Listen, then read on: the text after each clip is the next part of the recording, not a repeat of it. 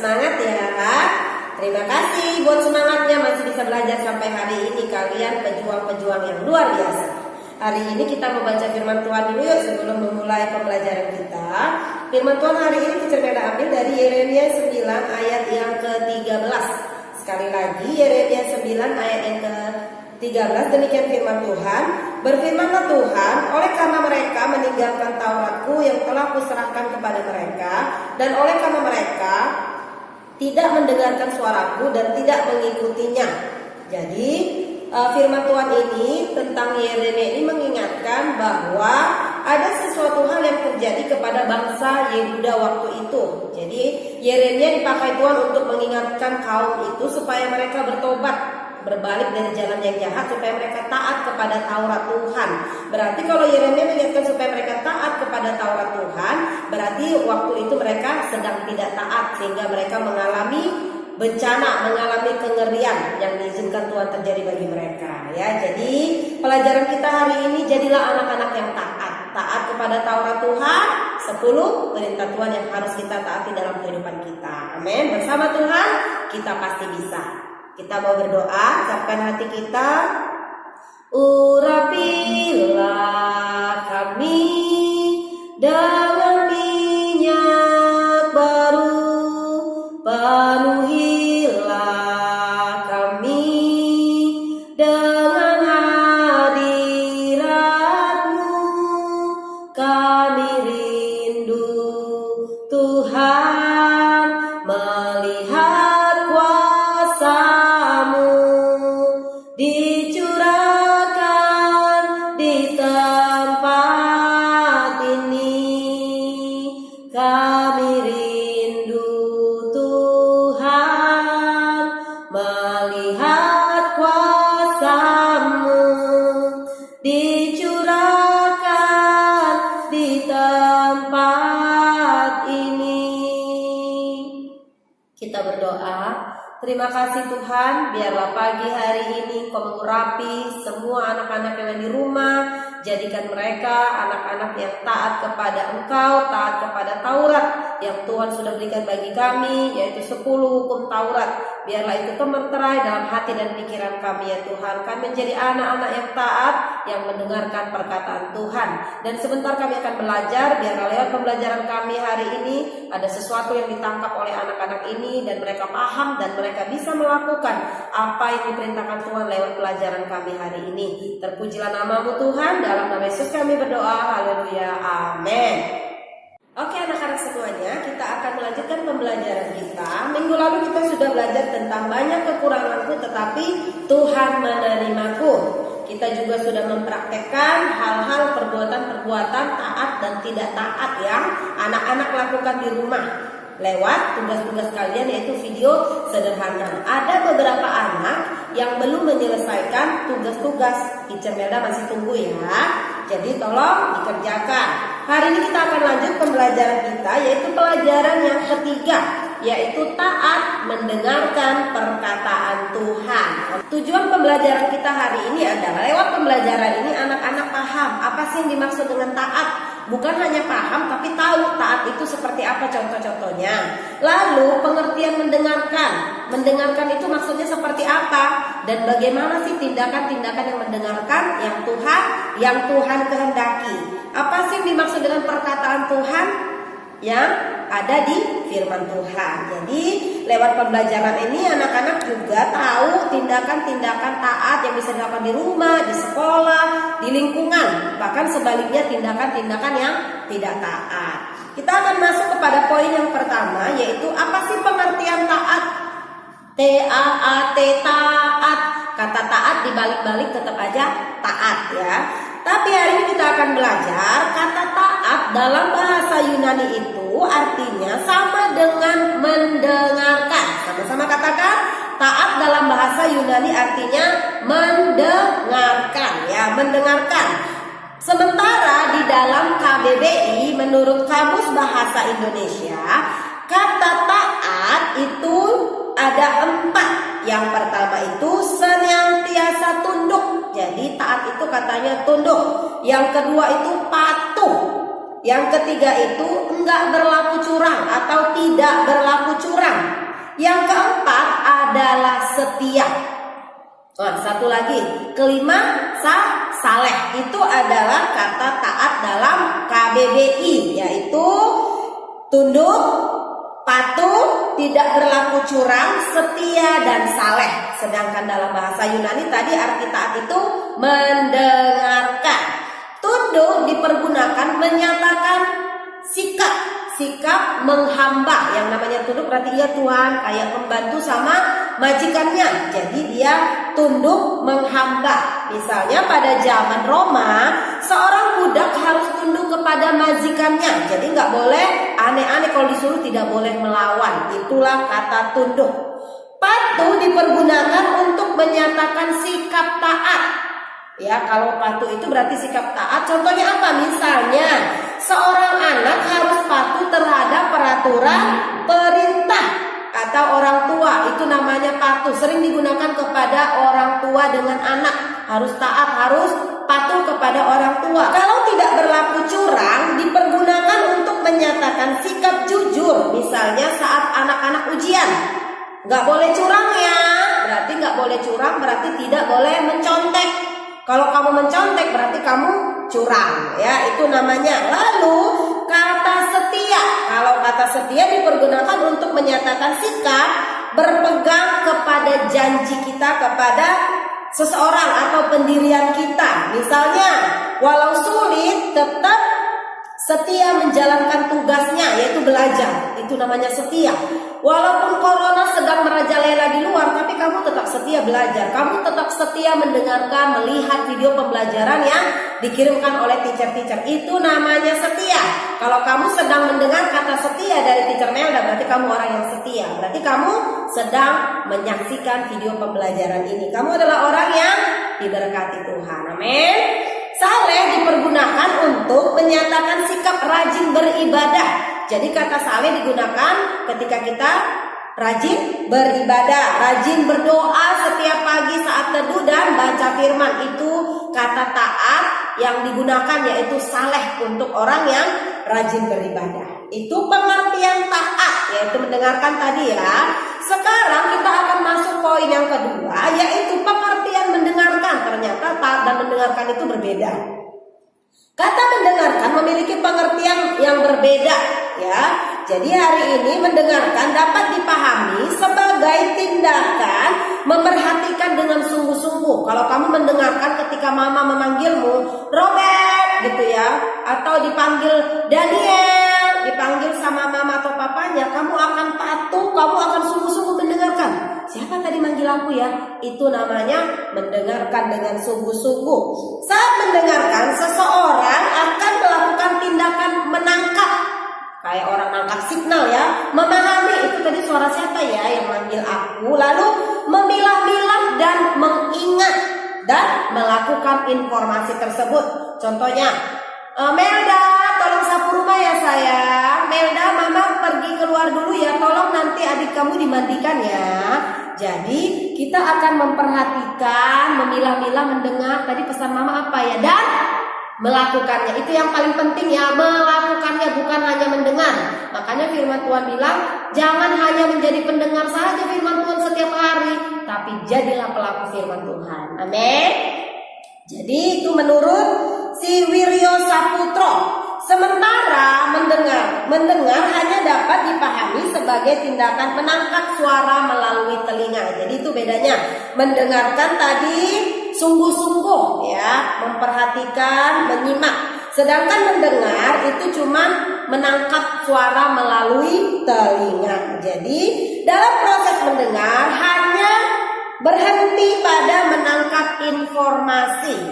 Perbedaan antara mendengar dengan mendengarkan dapat dilihat dalam kalimat berikut. Contohnya, ketika berada di kelas, siswa mendengarkan pelajaran yang diberikan oleh guru. Itu kata mendengarkan. Dalam kegiatan mendengarkan melibatkan beberapa indera yang dimiliki oleh manusia, yaitu telinga, otak, dan pikiran. Jadi itu semuanya bekerja ya sayangnya. Lalu sekarang kita masuk poin yang ketiga. Pengertian perkataan Tuhan. Perkataan Tuhan dalam bahasa Inggris disebut gospel atau gospel ya. Gospel itu berasal dari bahasa Yunani. Artinya apa? Jadi dalam penggunaannya pada masa lalu. Kata tersebut dikaitkan dengan aturan yang mendorong seseorang untuk memiliki sikap dan pemikiran yang mengarah kepada keteraturan. Ya, jadi gospel itu ada hubungannya dengan keteraturan, kebaikan dan kedamaian dan kasih. Itulah hubungannya dengan gospel serta persahabatan. Dari pengertian tersebut secara sederhana berarti perkataan Tuhan itu dapat dimengerti bahwa mengarahkan seseorang untuk berbuat baik atau mengusahakan hidup teratur, mengusahakan orang hidupnya damai, menyatakan kasih serta persahabatan dimanapun kita berada. Itu namanya gospel ya. Mengusahakan hidup teratur, selalu berbuat baik, hidupnya damai, menyatakan kasih serta persahabatan ke semua orang. Itu namanya gospel ya, perkataan Tuhan atau firman Tuhan. Itu yang kita pelajari dari perkataan Tuhan.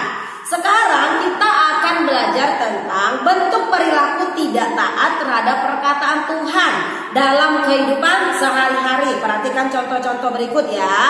Perilaku tidak taat terhadap perkataan Tuhan yang biasa dilakukan di rumah antara lain: tidak patuh kepada peraturan rumah, suka berbohong kepada orang tua atau saudara atau mungkin teacher, mencuri uang milik orang tua atau milik saudara, tidak mau membantu orang tua, melawan, bersikap kasar terhadap orang tua dan saudara, tidak mau merapikan tempat tidur. Oh, itu ternyata perbuatan tidak taat.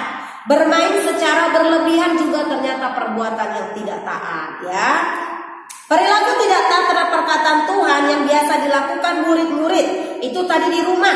Ini contoh yang dilakukan murid di sekolah yang tidak taat. Yang pertama, tidak mengerjakan pekerjaan rumah. Siapakah itu? Yang kedua, mencontek. Yang ketiga, mengganggu teman, bersikap kasar kepada guru atau murid lain, berbohong, mencuri alat tulis guru atau teman, apalagi tidak patuh kepada peraturan sekolah, datang ke sekolah terlambat, tidak tepat waktu, sering bolos sekolah, banyak alasan, tidak mau mengerjakan piket atau memalsukan data tugas-tugas. Itu namanya perbuatan yang tidak terpuji yang sering dilakukan oleh murid-murid di sekolah. Lalu berikutnya ada contoh perilaku tidak taat terhadap perkataan Tuhan yang biasa dilakukan di lingkungan sekitar. Ternyata ada contoh-contohnya berikut: bersikap tidak sopan kepada tetangga atau orang sekitar, memusuhi teman sepermainan atau tetangga sekitar, mencuri, mengejek-ngejek tetangga, itu ternyata juga dosa ya. Itu perbuatan tidak taat yang dilakukan di lingkungan sekitar. Lalu apalagi perilaku taat, perilaku tidak taat yang biasa dilakukan oleh anak-anak di lingkungan gereja, antara lain malas ke sekolah minggu, tidak beribadah, tidak pernah ikut kebaktian di gereja, tidak pernah memperhatikan ajaran guru sekolah minggu atau pendeta, tidak pernah berdoa, menunggu orang lain ketika beribadah. Bukan menunggu tapi mengganggu orang lain ketika beribadah. Itu contoh-contoh perbuatan tidak taat yang sering dilakukan di rumah, di sekolah, di lingkungan, bahkan di gereja ya.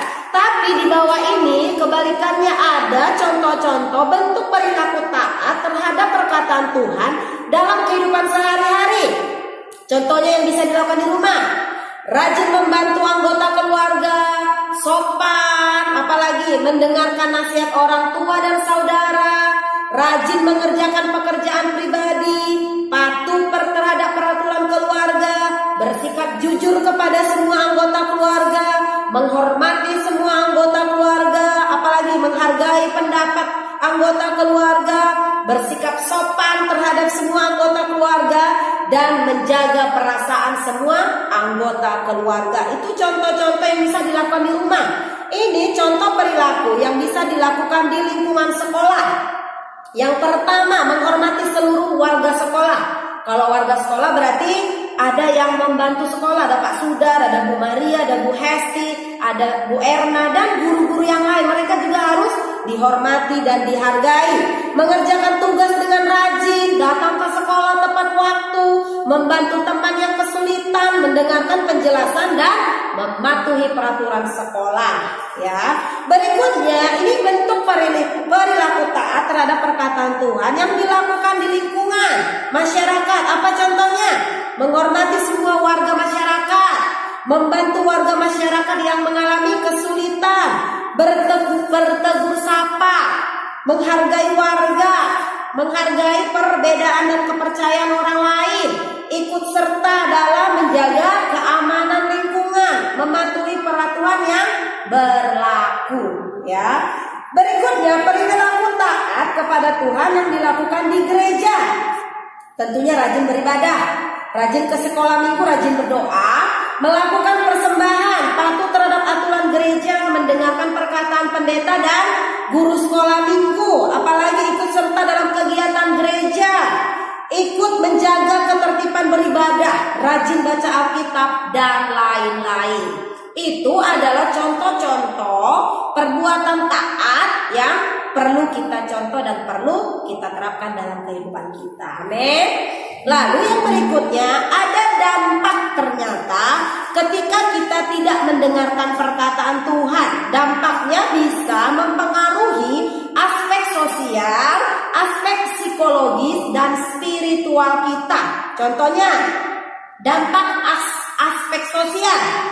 Dijauhi teman. Kalau kita nggak taat itu ternyata dijauhi teman, sulit mendapatkan teman, dikucilkan oleh lingkungan dan pergaulan, sulit bergaul, cenderung menarik diri dari pergaulan, memiliki hubungan yang tidak baik dengan sesama. Ya, itu dampak aspek sosial. Lalu dampak psikologis diantaranya adalah merasa bersalah, tidak percaya diri, apalagi bersikap tertutup, mengalami kesulitan belajar, gelisah. Itu ya psikologisnya. Kalau dampak spiritualnya adalah merasa bosan, tidak tenang, terus-menerus menyalahkan Tuhan, tidak dapat beribadah dengan baik. Itu dampak-dampak yang kita alami ketika kita tidak mendengarkan perkataan Tuhan dengan baik. Sebaliknya, ada dampak-dampak yang positif yang akan kita terima ketika kita mendengarkan perkataan Tuhan. Contohnya dampak sosialnya dari tindakan taat mendengarkan perkataan Tuhan adalah mudah bergaul, memperoleh banyak teman, memiliki hubungan yang baik dengan sesama. Sedangkan dampak psikologisnya, kita memiliki rasa percaya diri yang tinggi. Dampak spiritualnya adalah hidup menjadi lebih tenang, ya, nggak gelisah lagi, tahu tujuan hidupnya, dapat menjalankan ibadah dengan baik. Ya, pelajaran kita hari ini cukup padat, ya, cukup padat. Kita belajar apa itu taat, yaitu mendengarkan. Pengertian mendengarkan itu apa? Memperhatikan dengan sungguh-sungguh. Pengertian perkataan Tuhan itu, gospel itu apa? Yaitu memiliki keteraturan hidup, menjadi berkat, menyampaikan kabar baik, membawa damai dimanapun kita beribadah, berada. Lalu kita juga belajar tentang perilaku tidak taat. Hal-hal apa aja contoh-contohnya dalam hidup sehari-hari, sekolah, dan di lingkungan. Lalu bentuk perilaku taat di rumah, di sekolah, dan di lingkungan yang bisa kita lakukan. Lalu kita juga belajar tentang dampak positif dan negatif ketika kita mendengarkan perkataan Tuhan. Jadi biar lewat pembelajaran anak-anak semuanya menjadi pelaku-pelaku firman Tuhan. Amin. Demikian pembelajaran kita untuk saat ini. Untuk tugasnya, anak-anak Teacher Melda suruh untuk berkhotbah. Ya, firman Tuhannya ada di Yeremia 9 ayat 12 sampai 15, yaitu yang di halaman 45. Kalian bisa kerjakan ya, halaman 45. Lalu di situ ada juga mengenal diri, kalian bisa isi sampai halaman 47. Itu tugasnya ya. Nanti Teacher Melda jelaskan lagi bagaimana cara mengerjakannya. Minggu depan kita akan lanjutkan. Untuk hari ini demikian, kita berdoa. Tuhan Yesus, terima kasih kami sudah selesai. Berkat-Mu atas semua anak-anak yang di rumah, biar apa yang kami pelajari itu termeterai dalam hati dan pikiran mereka. Tolong mereka bukan hanya menjadi pendengar dan penonton, tapi mereka menjadi pelaku firman Tuhan. Terpujilah nama-Mu Tuhan, dalam nama Yesus kami berdoa, haleluya, amin.